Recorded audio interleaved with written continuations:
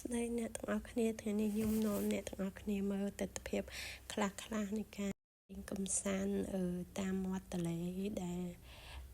យើងដើរលេងសើចទឹកចុងសប្តាហ៍ហ្នឹងនេះបងប្អូនគឺថាមានគេលក់អីច្រើនញ៉ាំអីច្រើនមែនតើដើរហើយគឺធ្វើឲ្យយើងមានអារម្មណ៍ស្រស់ស្រាយចង់ចាយលុយតែហ្មងដោយសារសបោអីញ៉ាំមកដល់ពេលអញ្ចឹងមានណាខ្វាកហ្មងខាងញ៉ាំនេះបងប្អូនអីក៏មានដែរនំបញ្ចុកបាញ់សុងកាទៀវកាត់បាញ់ហយសាំងវិចមកអាំងនិយាយទៅមានច្រើនណាស់បងប្អូនគ្រប់មុខចង់ញ៉ាំអីក៏បានដែរហើយខ្ញុំនេះដាក់មឹកមួយចានមកអាំង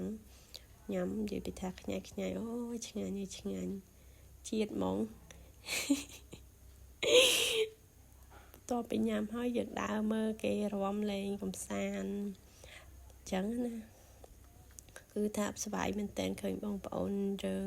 មានចាស់មានក្មេងរាំលេងអត់ប្រកាន់គ្នាអញ្ចឹងណានេះចាប់ផ្ដើមមើលមានវងចាស់វងក្មេងអញ្ចឹងណាមនុស្សច្រើនណាបងប្អូនហើយមានច្រៀងមានរាំអញ្ចឹងទៅសប្បាយណា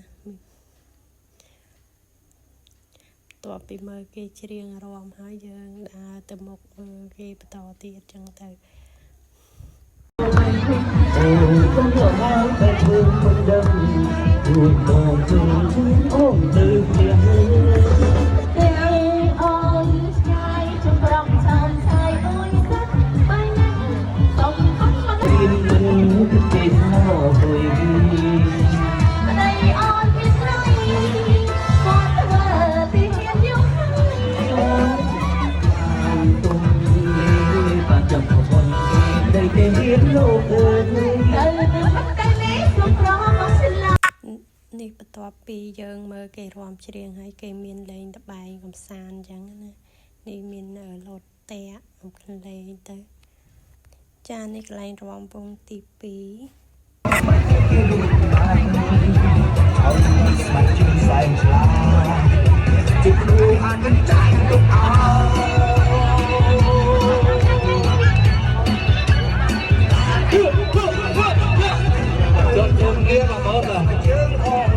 ជើងកោបាទរពាន់មើល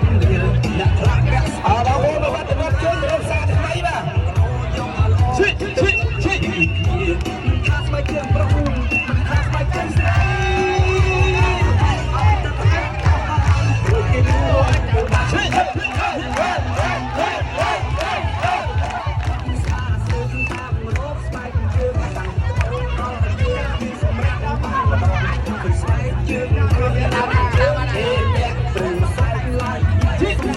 បាត់ផ្នែកធ្វើចាប់គឺសាប់បាត់ផ្នែកជើងទៅ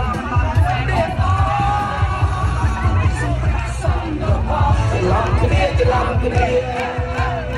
ពីយើងស្បែកជើងទីមួយ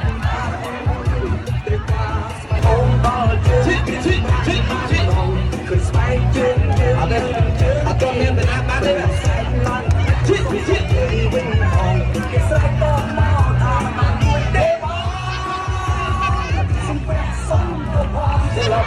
ច្រឡំគ្នា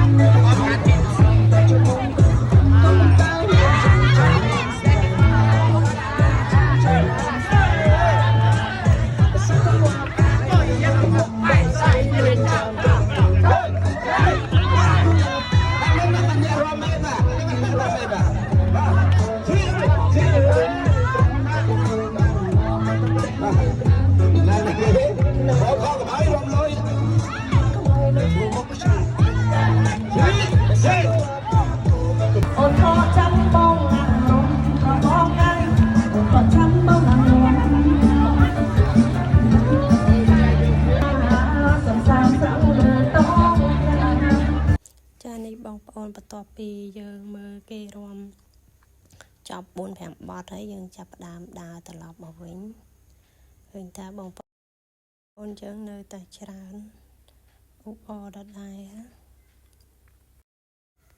នេះបងប្អូនយើងចាប់ផ្ដើមដើរទៅវិញយើងឃើញគេលេងរបាំត្រុដិ